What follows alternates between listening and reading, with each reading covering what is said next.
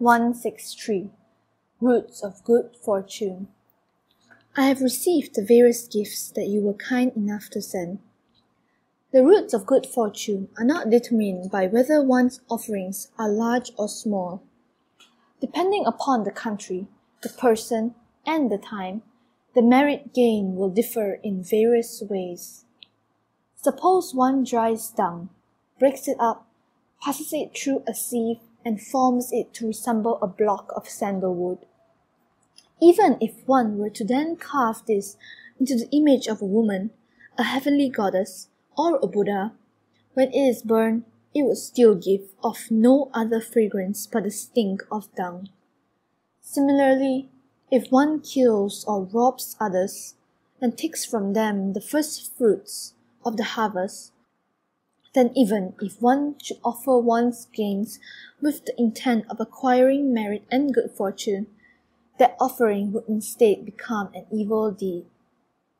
The wealthy man Sudatta was the richest person in all of India. He built Jetavana monastery as an offering and invited the Buddha there. Yet his monastery burned down and not a trace of it remained. This rich man originally gained his wealth by catching and selling fish, thus depriving them of life, and therefore, in the end, this monastery disappeared.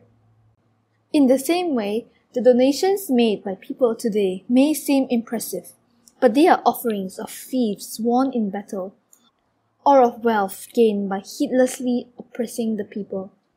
Though these gifts appear to be great acts of devotion to the Buddha, not only will the people who offer them fail to attain Buddhahood, but their contributions will vanish without a trace. Again, if one does no harm to others and honestly strives to make offerings, there will be cases in which one does not attain Buddhahood. To illustrate, if one plants good seed in a bad field, the seed itself will be ruined, and one will in turn suffer loss. Even if one is sincere, if the person to whom one makes offerings is evil, those offerings will fail to produce benefit. Rather, they will cause one to fall into the evil paths. Your own offerings were not made to me, Nichiren, but to the Lotus Sutra. Therefore, we must leave it to Shakyamuni Buddha, Many Treasures Buddha, and the Buddhas of the 10 directions to fathom the greatness of the resulting benefits. I have written to you about various events of this past year, but I must say that I do not recall at any time in my life such cold as we are now experiencing. The snow has fallen and piled up in great quantity. Even those with a strong resolve find it difficult to visit me. The fact that you have sent a messenger to me here shows that yours is certainly no ordinary sincerity. With my deep respect, Nichiren. The 27th day of the 12th month. Reply to the lay nun of Kubo. Background. Nichiren Daishonin wrote this letter at Minobu in the last month of the 4th year of Kōan, 1281, to the lay nun of Kubo, thanking her for the offerings that she had sent him. The lay nun was a widow who lived with her daughter in Kubo, in Fuji district of Suruga province, but little else is known about her.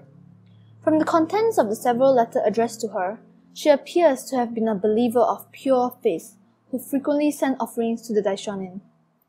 In response to her gifts, the Daishonin compares making offerings for the sake of Buddhism to a way of planting good roots or accumulating merit and good fortune.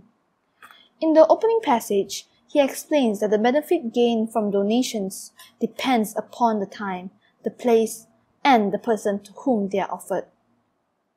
Moreover, even a large donation, if it derives from wealth and obtained by harming or exploiting others, will never produce benefit, even though offered for the sake of Buddhism.